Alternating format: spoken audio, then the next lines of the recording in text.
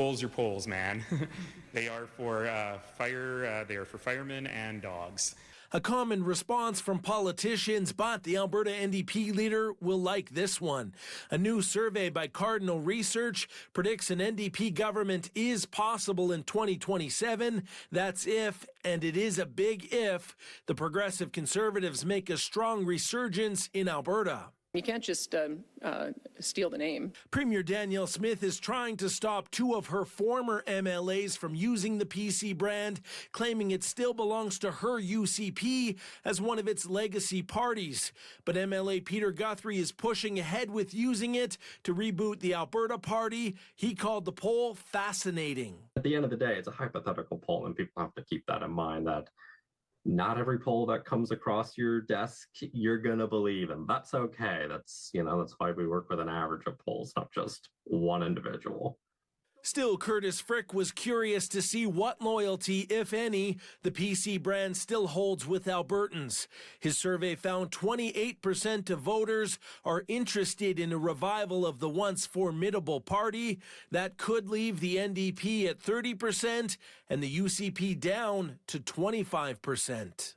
When the poll is modeled out, it shows a massive change in Alberta's political landscape, with the NDP winning Edmonton, Leduc, Red Deer, and Lethbridge. Calgary becoming split between the NDP, UCP, and PCs.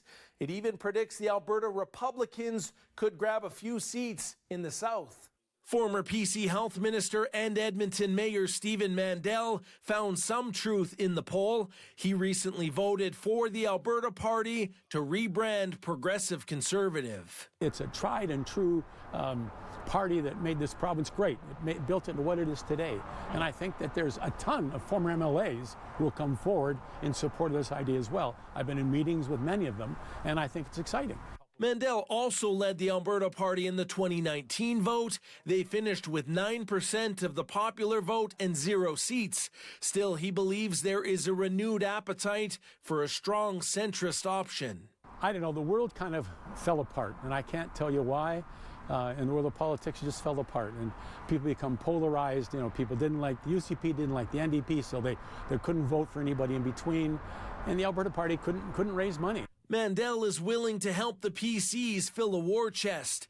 Meanwhile, on the far right, the Alberta Republicans also celebrated the results, which show them rising to 11%.